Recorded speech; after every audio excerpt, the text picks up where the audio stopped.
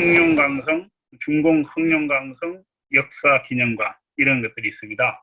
그래서 동북항일 영군 박물관에는 주로 이제 항일투쟁과 관련된 내용들이 전열되어 있고, 흑룡강성 역사기념관에는 1층에는 항일 시기에 중국 공산당의 활동, 2층에는 현재 그러니까 해방 후 이를테면 신중국의 그러니까 활동들이 잘 진열이 되어 있습니다. 제가 여기 들어갔다가 2층에서 그 중국 공산당 그 역사를 이렇게 좀 보는 바람에 제가 늦게 나와가지고 시간을 좀 지체한 적이 있습니다. 제가 상해에 갔을 때도 상해 박물관이 상당히 잘 만들었더라고요. 그래서 거기 가가지고 시간을 너무 빼먹는 바람에 다른 사람한테 약간 손해를 끼친 적이 있는데, 여기서도 제가 항일투쟁 역사뿐만 아니라 중국 공산당을 잘 만들어놨어요. 이게 기념관입니다. 기념관 외관이고요. 안에 보면 이제 이런 우리로 말하자면 항일 독립운동가들, 중국어로 말하면 열사, 이런 사람들이 이렇게 활동들이 진열되어 있습니다. 여기 보이는 이분이 이제 박길송이라고, 1942년도에 북만 지역에서 전사하는데 굉장히 중요한 간부였죠. 조선인입니다. 그리고 이제 왕력이 중국인이죠. 대부분 나머지 사람들은 중국인입니다. 이렇게 굉장히 다양한 방식으로 정리가 되어 있습니다. 이 북만 지역에서 이제 우리가 중요한 인물이 조상지라는 인물입니다. 이 조상지라는 인물이 여기 보면 이제 동북항일연군 제3군 군장 조상지 이렇게 되어 있고, 옆에는 이제 동북항일연군 제3군 군장 허영식 이렇게 되어 있습니다. 북만 지역에서도 숫자는 적지만 조선인들이 굉장히 활약을 많이 했고, 초기 항일무장투쟁 부대를 만들 때 남만이나 동만 지역에 비해서는 주도적인 역할을 하지 못했지만 어쨌든 중요한 역할을 했습니다. 그래서 이제 중국 입장에서 보면 남만 지역이나 동만 지역은 워낙 조선인들이 초기 활약을 활발했기 때문에 북만 지역에서 활동에 대해서 굉장히 자부심을 가지고 있어요. 그걸 굉장히 강조하는 편입니다. 그래서 이제 그 중에 한 명이 조상지라는 인물이에요. 그래서 남만에서는 양정호, 북만에서는 조상지 이렇게 표현을 합니다. 그리고 중국 입장에서는 양정호보다도 어떻게 보면 조상지를 더 높게 평가해요. 왜 그러냐면 조상지가 북만 지역의 초기 유격대, 파원 유격대라고 있는데, 파원 유격대를 최초로 같이 만들어요. 물론 여기 이제 이계동이라는 조선인 공산주의자, 굉장히 고참 공산주의자입니다. 화역파 공산주의자인데 이 사람이 같이 활동하고 여러 명이 같이 활동을 하는데 어쨌든 조상지가 주도를 해요. 그래서 중국 입장에서 보면 남만 지역, 동만 지역과 달리 북만 지역에서 중국인이 최초로 유격대를 만들었다, 이렇게 내세울 수 있는 인물이고, 그 대표적인 인물이 조상지입니다. 그래서 조상지에 대해서 높은 평가를 하는데, 이 조상지는 아주 그러니까 정말 극적인 삶을 산 사람이에요. 원래 이제 이쪽 지역이 아니라 조금 중국 관내 쪽에서 활동을 하다가 황포군관학교를 나왔어요. 황포군관학교를 나오고 동북 지역에 와서 활동을 했는데, 이 사람이 보면 키가 굉장히 작아요. 나중에 사진이 나올 텐데 키가 작고 하지만 아주 담력이 있고 군사적으로 뛰어난 인물이었던 것 같아요. 그리고 조직 장악력이 높아서 활동을 굉장히 잘했는데, 또 한편으로 보면 개성이 강했던 것 같아요. 그래서 당내에서 마찰이 북만 지역에 나중에 이제 위기 상황이 왔을 때 내부에 마찰들이 많이 생겼는데, 그때 이제 조상지가 두 번이나 당적을 박탈당해요. 공산당 당적을 박탈당하고, 마지막에 중국에서 이제 유격대원 몇 명을 데리고 싸우다가 전사했는데, 그때도 당적을 박탈당한 상태에서 죽었어요. 그런 것처럼 아주 개성이 강하고 그러다 보니까 좀 트러블이 심했던 거죠. 그 트러블을 조정해줬던 역할을 누가 했냐면 김책이라는, 나중에 이제 북한에 와서 부수장을 했던 이 사람이 활동을 했어요. 그래서 김책에 대해서는 제가 이제 그쪽에 여행을 갔을 때도 그 지역에 사는 향토 사학자가 굉장히 그러니까 높게 평가를 하더라고요. 그리고 중국인 중에서도 이열록이라는 동북항일연군의 군장을, 사군 군장인데 사군을 지휘했던 그랬다가 나중에 연안 지역으로 가서 활동을 한 유명한 인물이 있습니다. 이 유명한 인물이 채용관에 대해서는 굉장히 그러니까 평가를 높이 안 해요. 안 하는데 김책에 대해서는 높은 평가를 하는 조선인 중에서 뛰어난 혁명가다 이렇게 평가를 했습니다.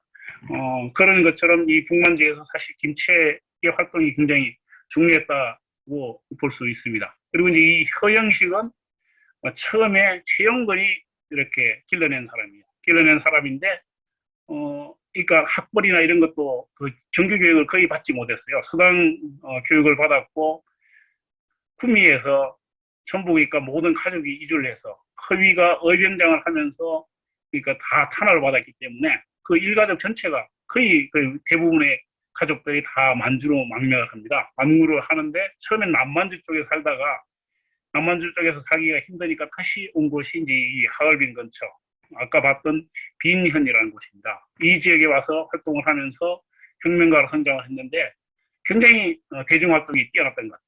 뛰어나서 늦게 활동을 시작했음에도 불구하고 말하자면 아주 빠르게 승진을 해서 거의 한 7, 8년 사이에 최고의 시기까지 올라간 그런 인물입니다.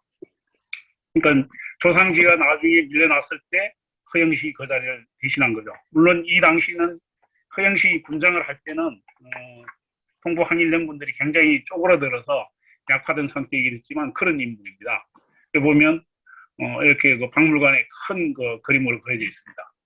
이 지역들의 뭐 활동 이런 게 잘 이렇게 도표로 나와 있습니다. 박물관에는. 그리고 이제 이 여성 그 오른쪽에 보이는 이 그러니까 그 동상이 여성인데 조일만이라는 중국인 여성이에요. 중국인 여성인데 북만 지역에서 두 명의 유명한 여성 혁명가가 있습니다. 이 조일만과 조선인 출신으로 이추학이라는 여성이 있어요. 이 두 사람은 두 명의 훌륭한 여성 활동가 이렇게 평가를 합니다. 이추학은 제가 그러니까 혹시 기억을 하실지 모르겠는데 남만 지역과 동만 지역을 얘기하면서 얘기했던 양림이라는 원래 본명이 김훈리인데 청산리 전투에도 참가했고 중국에서 황포공관학교 교관을 하다가 나중에 중국 공산당의 높은 지위까지 있었지만 장정에도 참가했고 결국 36년 전투 과정에서 사망한 아주 그러니까 뛰어난 혁명가가 있습니다. 그 뛰어난 혁명가와 부부 사이였어요. 이추학은. 그래서 그 두 사람의 한편으로 보면 애틋하기도 하고 또 한편으로 보면 슬픈 사랑과 이별의 이야기 이런 것들이 하나의 드라마 같은 이야기로 남아 있습니다. 이건 여기 보면 이제 조선적 열사 이렇게 되어 있는데 조선적이라는 것은 이 사람들이 조선인이라는 것을 인정을 하는 겁니다. 중국에서 표현할 때는 조선적과 중국의 조선족 열사 이 두 가지가 있습니다. 조선족이 아니라 조선적인 거죠. 근데 조선적으로 표현한 사람은 여기 동북항일연군 기념관에 3분의 1 정도가 조선인인데 그 조선인 중에서 불과 한 20여 명 남짓한 사람만 조선적으로 인정을 하는 겁니다. 북한의 그러니까 혁명 열사능이 있는 사람들 중에서도 조선적으로 인정하지 않고 조선적으로 표현한 경우가 많아요. 그러니까 우리가 역사를 잘 모르고 그냥 지나가면서 보면 이 사람들이 다 그러니까 중국 내의 조선족이었구나. 근데 당시로서는 중국 내의 조선족이라기보다는 조선인이 있던 사람들이 대부분이었죠. 이제 그러니까 칭안현으로 한번 가보겠습니다. 아까 지도를 제가 잠깐 봤던 것처럼 하얼빈시 북동쪽에 이렇게 이제 수이와 시가 있습니다. 수하시죠. 한자로 하면 수하시인데 수하시가 여기 하얼빈시니까 여기가 수하시이고 수하시의 가장 그러니까 오른쪽 기퉁이에 칭안현이 있습니다. 이 허영식 장군이 이 지역에서 전투를 하다가 전사를 했어요. 그래서 이 지역에 가면 순난지라고 그래서 사망 지역에 대한 그러니까 표시가 있는데 전에 제가 이제 구미에서 온 구미 사람들하고 이 지역을 같이 여행을 했기 때문에 이 지역을 갔었습니다. 이게 상당히 먼 거리를 가야 되는 거죠. 뭐 이 사진입니다. 그래 가다 보면 하이비는 이렇게 그러니까 광활한 벌판입니다. 벌판이고 보면 이렇게 옥수수가 이렇게 많습니다. 중국이 옥수수가 세계 생산 그 2위 생산 대국인데 1위는 물론 미국이죠. 이 만주 지역에서 옥수수가 거의 80% 이상, 82% 정도가 만주 지역에서 난다고 그래요. 이렇게 먹는 데도 쓰고 식용으로도 쓰고 기름으로도 쓰고 또 사료용으로도 쓰고 그래서 중국 만주벌판 곳곳을 가면 이렇게 옥수수가 자라고 있습니다. 그리고 이제 흑룡강성은 옥수수뿐만 아니라 쌀도 가장 많이 나는 지역입니다. 원래 이제 그 흑룡강성 오른쪽 동북쪽 러시아 그 국경지대에 가면 여기가 이제 흑룡강하고 송화강하고 그리고 이제 이쪽 그 또 다른 강인데 이 산같이 세 개의 강이 만나는 지역이 돼가지고 아주 옥토 지역입니다. 그래서 중국의 중남, 그 미국의 중남부하고 그리고 저쪽 그러니까 그 하여튼 세계적인 대평원 옥토 지역이라고 알려져 있죠. 이게 좀 광활한 지역을 넓은 지역을 지나면 이제 드디어 이게 뭔가 좀 그러니까 싸움을 할 만한 곳인 것 같구나 이런 그 느낌이 날 때쯤 한참을 가면 한 두세 시간쯤 가면 이렇게 허영식 순난대라는 표지편이 나옵니다. 표지편이 나오고 뭐 중국 곳곳에는 이런 버드나무들이 우리 버드나무라고 그러는데 아마 그러니까 이태리 포플라 같은 그런 종류가 아닌가 싶어요. 순난대라는 표지판이 나오고 여기 이렇게 근데 사실은 여기서 사망을 한 게 아니라 훨씬 더 깊은 산골에서 사망을 했는데 거기까지가 아니라 사람들이 아마 좀 다니기 좋게 이렇게 좀 그 지역에 만들어 놨더라고요. 하니까 이 중국 노인들이 이렇게 여름이어서 그 그늘 밑에 쉬고 있었는데 누군지 아느냐고 그러니까 잘한다고 얘기를 하더라고요. 그리고 아주 훌륭한 장군이고 중국을 그 위기에서 구한 사람이다. 이렇게 얘기를 했습니다. 허영식 희생지 이렇게 표시가 되어 있고 뒷면에는 허영식이 어떤 인물이다. 그래서 1942년 8월 2일 저녁 이곳에서 전투를 하다가 8월 2일이 아니라 8월 3일 날 야영을 하고 8월 3일 날 새벽에 습격을 받아서 여기서 전사를 했습니다. 만 33세였습니다. 1909년생이었으니까요.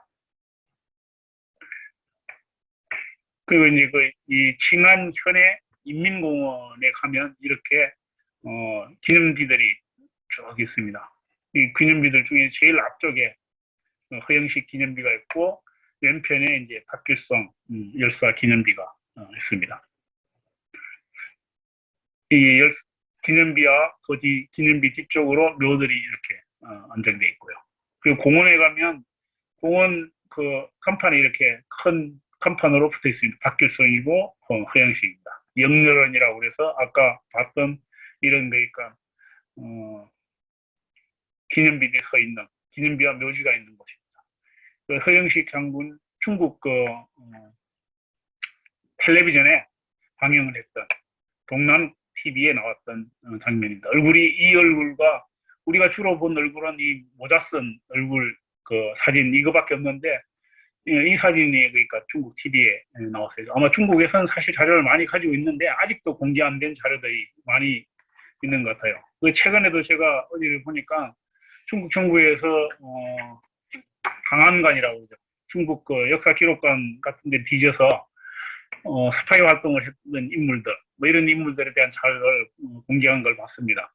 중국에는 많은데 아직 우리는 그 미국처럼 그렇게 체계적으로 공개하지 않고 있고 우리가 연구 접근도 잘 안 되고 있습니다. 이건 그런 거고 나중에 이제 동북항일연군이 소련으로 넘어갔을 때 동북항일연군 교도료를 만들었을 때 직책 이런 간부들 모습입니다. 여장이 주보중이고 정치부 여장이 장수천이고 부참모장이 최석천 최용건입니다. 그리고 이제 제1영장이 김일성, 정치부 영장이 안길, 제2영장이 왕효명, 영장이 강신태. 강신태는 이제 그 강건이죠. 나중에 북한 인민군 총참모장을 지닌 인물입니다.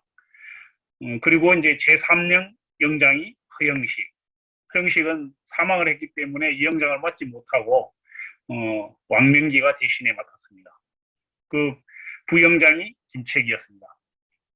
그리고 제4영 영장은 시세영. 그리고 이제 나중에는 강신태가 맡게 됩니다. 부영장은 계청입니다. 여기 보면 이 조선인들이 거의 반이 넘잖아요. 그러니까 이 중요한 간부들 수적으로는 아마 그러니까 뭐 중국인들이 훨씬 더 많았겠지만 동만 지역을 빼고 나머지 남만 지역이나 북만 지역, 특히 이제 북만 지역 같은 경우는 다수가 중국인이었지만 이렇게 그 간부진은 굉장히 조선인들이 많았습니다. 조선인들의 역량이 뛰어났다는 거죠. 이건 이제 허영식이 쓰던 안경이라고 그래요. 그리고 이제 권총. 직접 써둔 권총인지 뭐 확인을 할 수는 없지만 이렇게 그러니까 전시관은 그렇게 돼 있고 탔던 뭐 말안장이라고 합니다. 허영식 장군에 대해서는 뭐 한국에서 책도 나왔고 이런 자료들이 있습니다. 그리고 이제 이 허영식을 얘기하면서 허위 일가를 뭐 간단하게 살펴보고 좀 넘어갈 필요가 있을 것 같아요. 허위는 보면 이 집안의 이제 그 허위와 허영식은 그 촌수를 따지자면 한 5천 허위 그 의병장이 5천 당수 정도 되는 겁니다. 그리고 이제 많은 사람들이 독립운동에 참가를 하죠. 여기 이름을 올린 이 대부분의 사람들이 독립운동에 참가를 했습니다. 뭐 이런 그 유명한 독립운동 가문이 몇 가문들이 있는데 그 중에 이제 대표적인 가문이죠. 허위 일가도 그 중에 대표적인 가문입니다. 안중근 가문도 15명 정도의 이제 독립운동가를 배출했고 유해영 가문이 있습니다. 그리고 조서왕 가문 같은 경우도 많은 사람들이 참가를 했습니다. 이런 그러니까 우리가 흔히 얘기하는 명문가라고 이해한다면 이런 그러니까 독립운동의 명문가들이 높게 평가되고 사실은 그러니까 추앙받아야 되고 이름이 널리 알려져야 되는데 우리가 보통 뭐 출세한 사람들 이런 사람들을 주로 그러니까 기존에 그러니까 언론이라든지 이런 데서 알리죠. 그리고 이제 또 한편으로는 이 허위 일가 중에서 허언이라는 이상용 이제 국무령을 지냈던 대한민국 임시정부의 이승만이 물러나고 나서 이승만이 탄핵당한 다음에 초대 그러니까 헌법을 바꿔서 임시정부의 헌법을 바꿔서 국무령 제도로 바꾸는데 그 초대 국무령을 지냈던 사람이 바로 이상용이라는 분입니다. 그 안동에서 망명을 일가를 이끌고 망명했던 그분인데 그 손부 그러니까 손자 며느리가 허은이라는 분이에요. 이 허은이라는 분이 이 허은이라는 분도 바로 그러니까 허위 일가의 한 분입니다. 그 여성 독립운동가들 뭐 이분들이 사실 어떻게 보면 총을 들고 싸우진 않았지만 어떤 면에서 보면 다른 그러니까 총을 들고 싸우고 독립운동을 하고 조직을 했던 이런 그러니까 독립운동가보다 어떤 의미에서 훨씬 더 힘들고 고통스러웠습니다. 이 뭐 우리가 독립운동가라고 그러지만 여전히 이 사람들은 양반 가문에 그러니까 뼈대 소위 말하는 뼈대 있는 양반 가문 출신으로 계속 살아왔고 그런 사고를 완전히 깨어났다고 볼 수 없는 상태죠. 거기다가 언제 죽을지도 모르고 그리고 항상 생기지도 않은 돈을 가지고 생계를 꾸려가야 했던 이 사람들의 고통은 정말 그러니까 눈물겼습니다. 그래서 이 허은 여사의 기록 그러니까 이 말을 그러니까 이야기를 채록해서 낸 책이 바로 아직도 내기엔 서간도 바람소리가 이런 책입니다.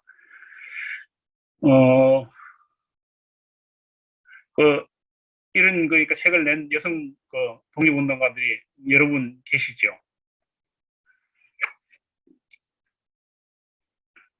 이게 이제 우리 문재인 대통령도 언급했던 임청각입니다. 이 임청각의 주인이 바로 이상용 선생이죠. 그 일본이 그러니까 철도를 내면서 이 앞으로 그러니까 철도를 보내가지고 상당히 원래 있던 그 임청각이 많은 부분이 훼손이 됐죠. 자, 상지시로 넘어가 보겠습니다. 상지시는 아까 얘기했던 조상지라는 인물이 있고, 하얼빈시에서 이렇게 이제 상지 쪽으로 가면 하얼빈은 굉장히 광활한 그냥 평원지대인데 상지시로 가면 산이 나타나기 시작을 합니다. 아까 지도에서 봤듯이 상지시나 이런 쪽은 우리 그러니까 연변과 연결되어 있는 산악 지역으로 연결되는 그런 지역이고, 그래서 이 지역에서 항해투쟁들이 광범위하게 벌어지는 거죠. 이 조상지의 이제 군장, 그래서 이 남만 지역의 동북항일연군 기념관에 이런 그러니까 석상들을 만들어 놨습니다. 그리고 보면 유격대가 있는데 여기 파원 유격대라고 이 지역에서 파원 지역, 그 목란 지역인데 파원 지역에서 처음으로 조상지, 김책, 허영식, 이계동 이런 사람들이 유격대를 처음 만들었고, 이게 이제 출발이 되어서 이 3군 북만 지역의 산군의 모태가 된 겁니다. 그리고 여기 보면 요 위쪽에 탕원 단일 유격대라고 있는데 이 탕원 지역에서 누가 활동을 하냐면 최영건이 활동을 합니다. 최영건이 처음에 이 지역에서 활동을 하다가 빈년 이런 쪽에서 활동을 하다가 탕현 지역으로 가요. 탕현 지역에서 탕현 유격대를 만들어서 활동을 하고, 이때 이제 이학복이라든지 조선인 김진우, 박진우라든지 이런 사람들이 있는데 이런 사람들 조직해서 결국 이 조직이 나중에 동북항일연군 7군의 사실상 모태가 되는 겁니다.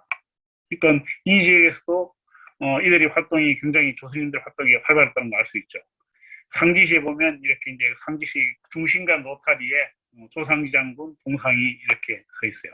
바로 제가 묵었던 호텔 바로 앞쪽에 있었는데 아주 그럴듯하게 만들어놨습니다.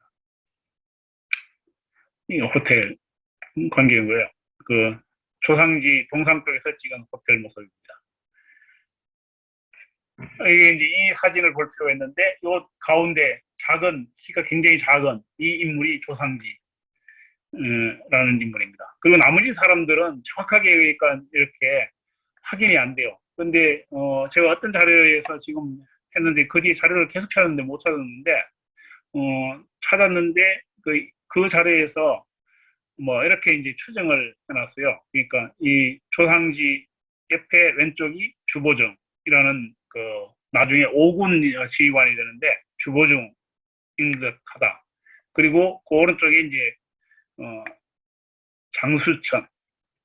장수전이라는 그러니까 인물인데 그런 인물 같다. 그리고 뒤쪽에는 이게 잘 안 맞는데 최용건, 이학복, 그리고 이제 김채, 그리고 허영식 뭐 이렇게 추정을 한다고 돼 있어요.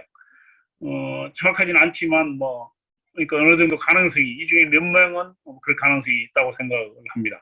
그리고 이제 이건 조상지의 친필 서신입니다. 조상지가 계속 제가 아까 얘기했던 것처럼 당내에서 이런 일종의 말하자면 노선투쟁, 방향 이런 걸 넣고 상급당의 지시를 그러니까 거부하고 다른 방식으로 독자적인 방식으로 활동을 하려 가지고 문제가 되었었는데 아마 그런 과정에서 그러니까 주고받은 편지 이런 것으로 추정이 됩니다.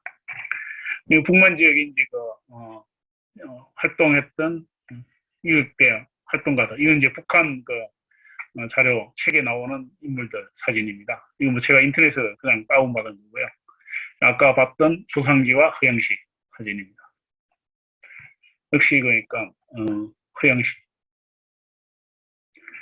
여기 이제 이 사람이 이추와 양림과 두 사람이 이제 부부간이고 이 두 사람의 이추하기 지은 시가 있는데 그 시에 이렇게 곡을 붙여서 노래로 지었다고 그래요. 그래서 이 노래 가사가 노래 곡이 이렇게 전시되어 있습니다.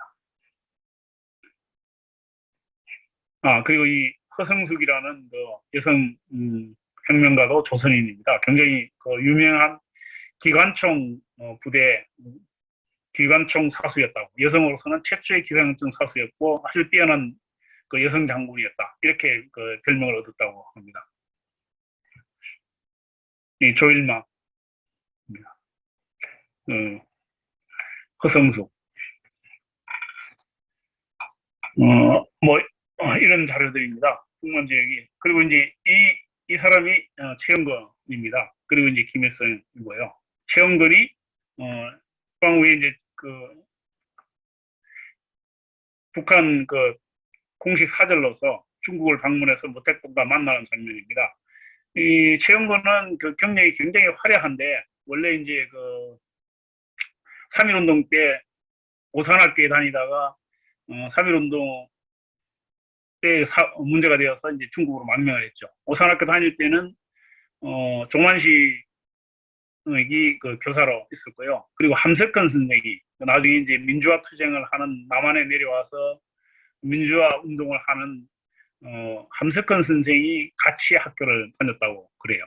최영건이 종만식과 관계가 굉장히 깊었기 때문에 나중에 이제 해방 후에 모스크바 삼상 회의가 있고 나서 이른바 이제 신탁정치 문제가 났을 때 종만식이 반대하는데 최영건이 그러니까 여러 번 찾아가서 말로는 뭐 9번인가 15번인가 찾아가서 계속 설득을 했는데 실패했다고 그래요.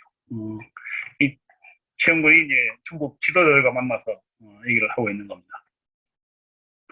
이 최영건은 그리고 이제 광동 코민이라고 1927년 중국 광둥에서 일으켰던 중국 공산당 좌파 장개석이 쿠데타를 일으키니까 거기에 저항해서 그러니까 봉기를 일으켰는데 그 봉기에 참가했고 거기서 살아남았습니다. 그 조선인들이 굉장히 많이 죽었는데 살아남아서 동북 지역으로 와서 활동을 한 거죠. 그리고 이제 중국에 최영건이 중국의 망명해서 강무당 학교라는 그러니까 중국의 유명한 군관학교가 있습니다. 운남지에 가면 군관학교가 있는데 황포 군관학교보다 못지않은 아주 그러니까 유명한 군관학교인데 이 군관학교를 졸업을 해서 황포 군관학교에서 교관으로 있다가 그리고 광동 코민 봉기에 참가했다가 살아서 동북 지역으로 와가지고 다시 의격대 활동을 한 거죠. 그러니까 최영건은 경력도 화려하고 나이로 보더라도 1900년생이니까 가장 고참 공산주의자 중에 한 명이었고 동북항일연구 내에서 지위도 가장 높았습니다. 조선인으로서 거의 그러니까 세 손가락 안에 들 정도였으니까 중국인을 포함해서 굉장히 높은 지위에 있었죠. 경력도 화려하고 인정받을 수 있는 그리고 중국과 다 통할 수 있는 뭐 이런 인물이었습니다. 여기 보면 이제 북만 지역의 주요한 인물들이 다 나오네요.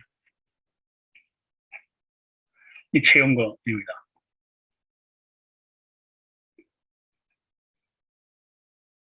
이런 자료들이 그리고 이제 김책인데 김책은 아까 제가 얘기했던 것처럼 북만 지역에서 당 조직 주로 이제 유격대를 직접 지휘하는 군사 지휘관으로서보다는 정치 지도자 그리고 당 조직 지도자 이런 역할을 많이 합니다. 그래서 당 조직 북만당 서기를 최종적으로 마지막에 하고 당서기가 사실 서열로 본다면 제일 위죠. 군사 지도자부터 위입니다. 그리고 북한에 와서 북한에 굉장히 높은 평가 대우를 받았어요. 특히 이제 김일성이 다른 사람보다도 김책에 대해서 굉장히 배려를 많이 해줬다고 해요. 북한을 보면 지금 김책공업대학이 있고 성진시가 김책시로 바뀌었지 않습니까? 그러니까 김책에 대한 평가나 대우가 어느 정도인지 사실 이례적이라고 할 수 있는 최영건도 그런 대우를 못 받았으니까 그런 대우를 받았습니다. 그리고 이제 김책의 큰아들 김국태입니다. 김국태는 김정일 위원장 밑에서 위원장 때까지도 그러니까 아주 핵심 인물로 활동을 했죠. 그러니까 이른바 최현이라든지 김책이라든지 이런 사람들이 이른바 이제 북한의 대를 이어서 충성하고 권력을 이어가는 이런 대표적인 인물로 볼 수 있습니다. 최고 지도자뿐만 아니라 그 밑에 있는 다른 인물도 그런 데 속하는 거죠. 이 김책공대 모습입니다. 그리고 이제 주화 아까 얘기했던 주화 지금의 이제 상지시에서 활동했는데 상지시 지금 현재도 상지시에는 조선인들이 상당수가 살고 있습니다. 그래서 조선인 마을도 있어요. 자치향 뭐 이렇게 얘기를 하는데 조선인 자치향이 있고 조선인 마을들이 있습니다. 이게 이제 조선인 마을들입니다. 이런 상당히 이제 땅이 넓고 이 지역에 가보니까 여기도 다 그 조선인들이 젊은 사람은 다 돈 벌러 대도시로 나가고 한국으로 가고 없어요. 노인들만 있고 이 지역에 그러니까 선장을 하고 계시는 젊은 분이 그분도 뭐 한 50대쯤 됐는데 굉장히 그러니까 여러 가지 고민을 많이 하더라고요. 어떻게 하면 좀 그러니까 우리 말하자면 옛날에 농촌을 살려서 사람들 잡아놓을 수 있을 건가, 소득을 높일 건가 이런 고민을 많이 해요. 그리고 우리가 갔다니까 정말 굉장히 반갑게 좀 그 밥도 먹고 가라고 뭐 여러 가지 얘기를 하는데 우리가 너무 바빠서 그냥 좀 스쳐가듯이 조금 이야기하고 왔는데 너무 미안했습니다. 어, 북만지역의 주요 지도자들. 이 주보정이라는 인물도 얘기를 해야 되는데, 주보정도 굉장히 중요한 인물이죠. 우리들의 통일을